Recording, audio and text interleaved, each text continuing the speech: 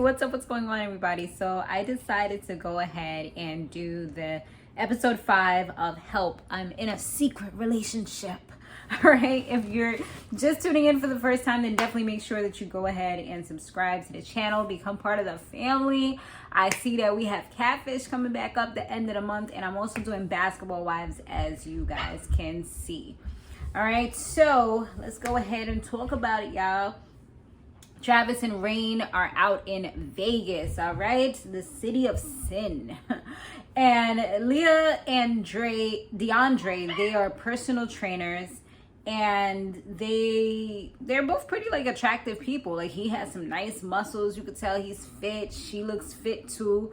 You know, they look like a nice little power couple or whatever. Leah tells them that he pretty much like makes excuses all the time. She hasn't been over to his house in about like 6 months or so, and she really wants to know like what's going on.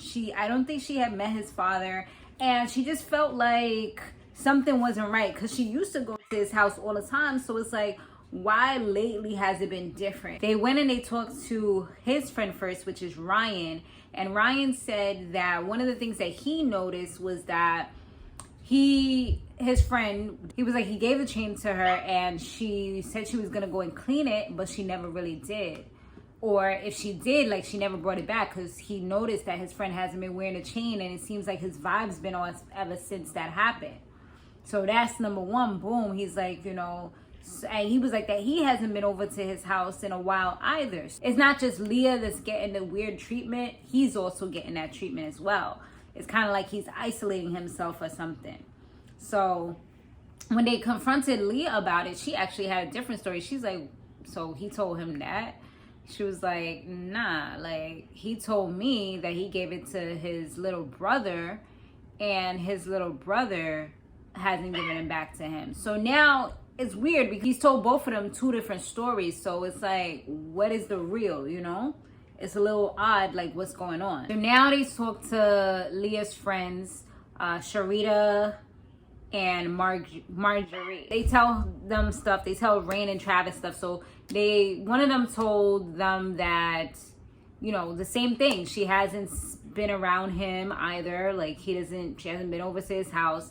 The other one mentioned that the last time that she was at his house, she saw some syringes in the garbage. She said that it was weird to her because when she had dropped like her ring in there, so she went to go pick it up, and then she saw 2 syringes, and she took pictures. That's proof. I'm like, well, ain't that a friend?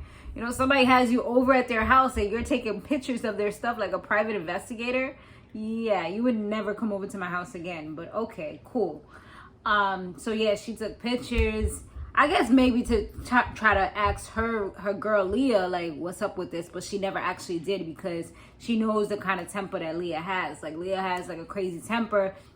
She goes from 0 to 100 if she hears something that she doesn't really like. They also did like a little stakeout trying to like find out what was going on. The other friend said that when she was with Leah and they was doing a little stakeout or whatever, private eye investigation, they noticed that people were coming in and out of his house. So it's like, what's going on? Does he have a whorehouse? Is he selling drugs? Like, is he, you know, having an illegal ring or something? Like, what is going on?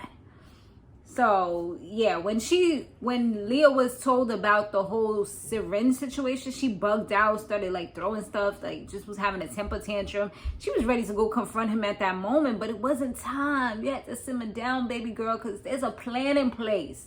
So like the next day they went ahead, picked her up, went over to his house, called him up. He actually allowed them to come in because he thought it was supposed to be a specific show. He told the host initially, Rayne and Travis, that he's actually just moving in because he didn't want them to know all of his business.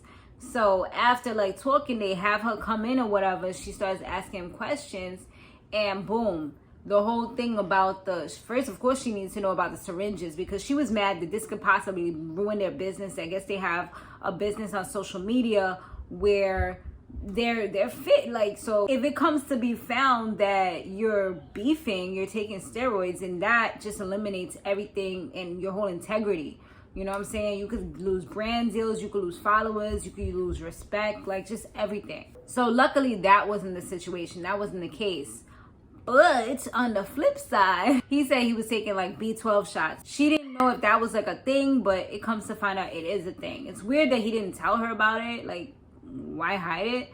But okay, maybe she wants to get some B12 too. Like, you know, like I heard that people do these kinds of things when they feel like their immunity is down or they feel like getting sick. Like they give a little boost so that they could be good, you know? And some people are deficient in B12, which can cause a whole host of other problems. So that is something that sometimes doctors do test for when they give you your whole rundown. But yeah, she definitely seems like she suffers from anxiety because the way she gets when she hears something that she doesn't like, she just like totally like just flips. DeAndre, he finally decides, you know what, I'm gonna come clean. He says he actually has some gambling debt and he's in the hole for like $100,000. These are bad people that he's actually scared for his life. They've threatened him and he didn't want her to be involved or his friends, which is why he kind of just has been going to her more so than her coming over to him.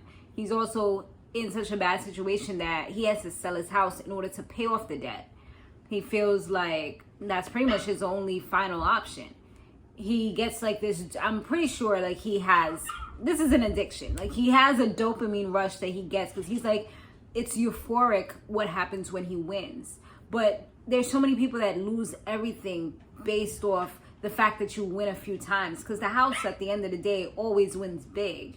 You know, it's very rare that you actually get like a big ton load of money, you know, like most of the time.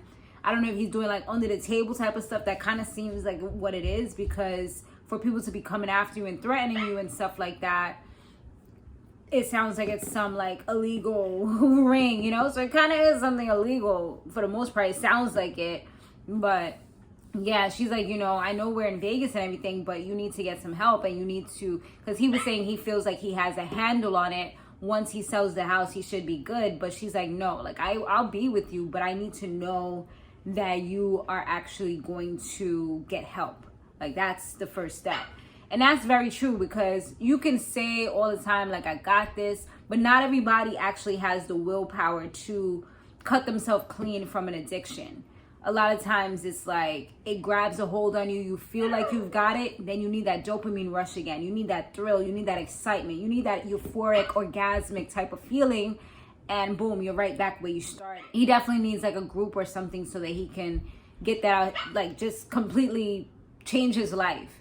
I've known family members, people that are close to me that have like gotten so bad in their gambling debt where they don't even realize that now their house has to go up for sale. Well, not necessarily for sale, or they're getting evicted, I should say. Or, you know, they can't pay their other bills, or they're sacrificing things that are important in order to feed that habit because they need that rush. They feel like, yes, I'm going to win.